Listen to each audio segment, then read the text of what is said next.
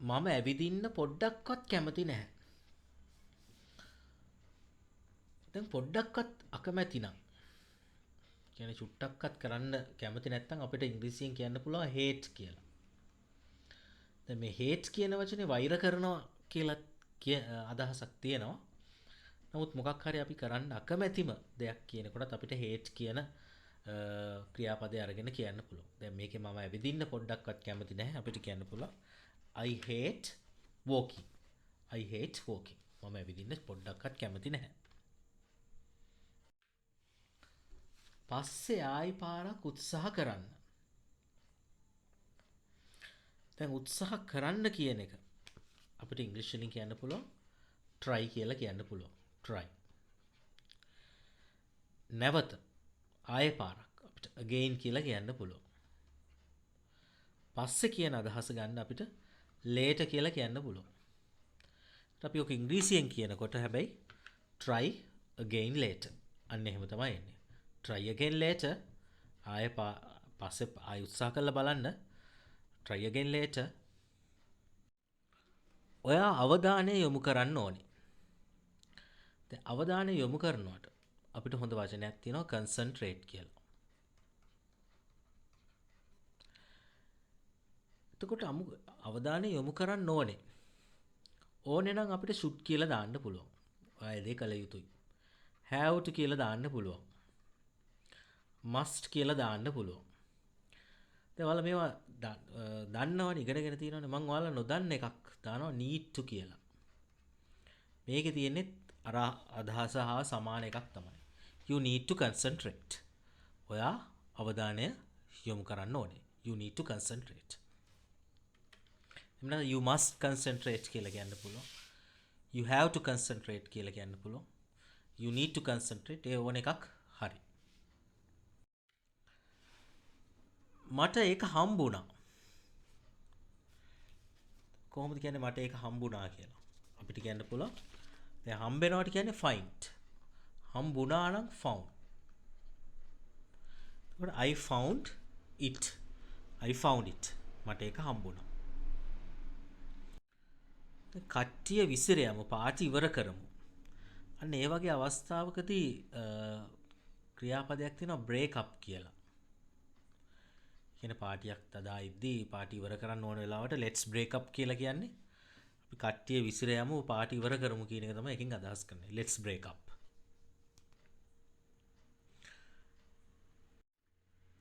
අපි ඒක මිලට ගන්න ඕනේ. මිලට ගන්න ඕන we have to buy it කියලා කියන්න පුළුවන්. we must buy it කියලා කියන්න පුළුවන්. මම මේකෙදිත් අර need to කියන එක අරගන්නවා. ඒ කියන්නේ need to කියලා කියන්නේ කල යුතුයි කියන අදහස තමයි ඔය need to කියන එකේ තියෙන්නේ. මම ඒක මිලට ගන්න ඕනේ. we need to buy it. ඔයාගේ ෆෝන් එක චෙක් කරලා බලන්න. දැන් චෙක් කරන්න කියන එක ඇවිල්ලා විධානයක්නේ. අපි ඒකෙන් තමයි වාක්‍ය පටන් ගන්න. check your phone and see. check your phone and see. ඔගේ ෆෝන් එක චෙක් කරලා බලන්න. check your phone and see. මට සහෝදරියෝ 3 දෙනෙක් ඉන්නවා. දැන් මේ මෙතන ඉන්නවා කියන අර්ථය ගන්න සමහර අය ගොඩක් කල්පනා කරනවා. ඉන්නවා තියනවා අපිට have කියලා අරගන්න පුළුවන්. දැන් මේ කතෘ I නේ. I have කියලා තමයි ගන්නෙ. ඔහුට සහෝදරියෝ 3 දෙනෙක් ඉන්නවා නම් අපි ගන්නෙ කොහොමද? එතකොට ගන්නෙ he has කියලා. ඒක වෙනස්. he has. දැන් මේක කතෘ මම නිසා අපි have කියන ක්‍රියාපදේ තමයි අරගන්නේ. I have 3 sisters. මට සහෝදරියෝ 3 දෙනෙක් ඉන්නවා. I have 3 sisters.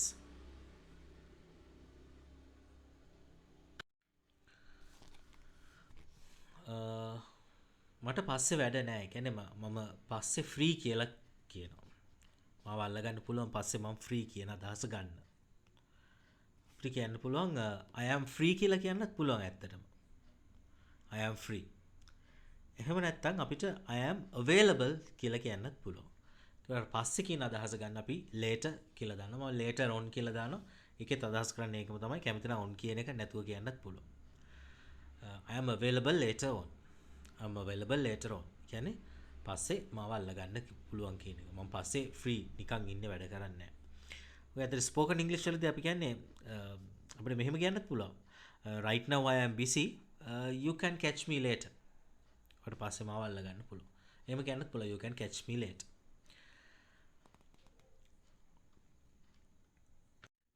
හිතා ගන්නකෝ ඒක. දැන් අපි හිතන්නේ අපි කෙනෙක්ට කියන්නේ ඒක හිතා ගන්නකෝ ඉතින් කොහොමද කියලා බලන්න. හිතා ගන්නකෝ. කොහොමද කියන්නේ ඕක? දැන් හිතා ගන්න කියන එකට අපිට හොඳ වචනයක් තියෙනවා imagine කියලා. imagine. එතකොට හිතා ගන්නකෝ. imagine that කියලා කියන්න පුළුවන්. අපි අර spoken english නිසා අපි imagine that will you කියලා කියන අර will you කියන්නේ අර කෝ කියන අදහස ගන්න. කෝ කියන අදහස ගන්න අපි will you කියලා දානවා. හිතා ගන්නකෝ. imagine that will you මේකේ just කියලා දාන්නේ අර චුට්ටක් ඒක අවධාරණය කරන්න ඕන නිසා just imagine that will you. ඒක හිතා ගන්නකෝ. just imagine that will you.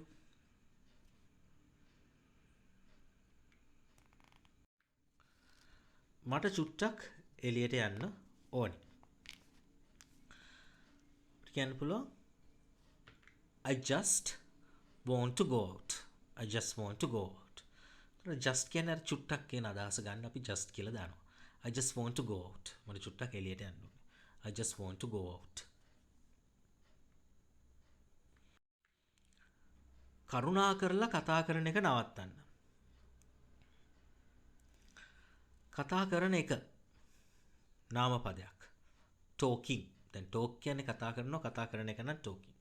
නවත්තන්න නම් stop. එතකොට please stop talking. Please stop talking. කරුණා කරලා කතා කරන එක නවත්තන්න. ආපහු වැඩට යන්න. ආපහු යන්න. අපිට කියන්න පුළුවන් go back. වැඩට නම් to work. එතකොට go back to work. ආපහු වැඩට යන්න. go back to work. එයා නියම කෙනෙක්. අපිට කියන්න පුළුවන් ඉංග්‍රීසියෙන් he's a nice person. He's a nice person. එයා නියම කෙනෙක්. He's a nice person. ඔක්කොම මෙතන තියෙනවා. ඔක්කොම මෙතන තියෙනවා අපිට කියන්න පුළුවන් it is all here. It is all here. ඔක්කොම මෙතන තියෙනවා. It is all here. අපිට ඒක කරන්න පුළුවන්. අපිට කියන්න පුළුවන් we can do it. We can do it. බොහොම සරල වාක්‍යයක්. We can do it. අපිට ඒක කරන්න පුළුවන්. එයා හිරේ ගියා. ගියා නම් went.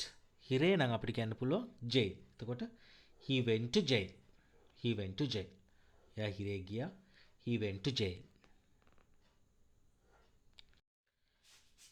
මෙහි ගොඩක් දේවල් කරන්න තියෙනවා. මෙහි ගොඩක් දේවල් තියෙනවා. අපිට කියන්න පුළුවන් there is a lot to do here. There is a lot to do here. මෙහි ගොඩක් දේවල් කරන්න තියෙනවා. There is a lot to do here. මගෙන් ඈත් වෙලා ඉන්න. අපිට කියන්න පුළුවන් stay away from me. Stay away from me. මගෙන් ඈත් වෙලා ඉන්න. Stay away from me. ඔයා මට ඇහුම්කන් දෙන්නේ නැහනේ. ඇහුම්කන් දෙන්නේ නැහැ. අපිට කියන්න පුළුවන් you don't listen to me. You don't listen to me. දැන් ඔයා මට ඇහුම්කන් දෙන්නේ නැහනේ. නේ කියන අර්ථය ගන්න අපිට අර no කියලාකට එක්කව කරගන්න පුළුවන් ස්පෝකන් ඉංග්‍රීසි නිසා. නැත්තම් එහෙම දාන්න බෑ. අර නේ කියන අර්ථය ගන්න you don't listen to me no. ඔයා මට ඇහුම්කන් දෙන්නේ නැහනේ. You don't listen to me no. හරි. එතකොට අද හොඳ වාක්‍ය 20ක් ඉගෙන ගත්තා. ඉතින් මේ පොඩි පොඩි වාක්‍ය ආධුනිකයෙක් නම් ගොඩක් වැදගත් වෙයි ඔයාලගේ ඉංග්‍රීසි අධ්‍යයනයේට. ඉතින් මේවා බලලා කොහේ හරි ලියාගෙන ප්‍රැක්ටිස් කරන්න. අනිවාර්යයෙන්ම ඔයාලගේ ඉංග්‍රීසි වල හොඳ දියුණුවක් අත් කරගන්න පුළුවන්. බොහොම ස්තුතියි වීඩියෝ එකත් එක්ක රැඳිලා හිටියට.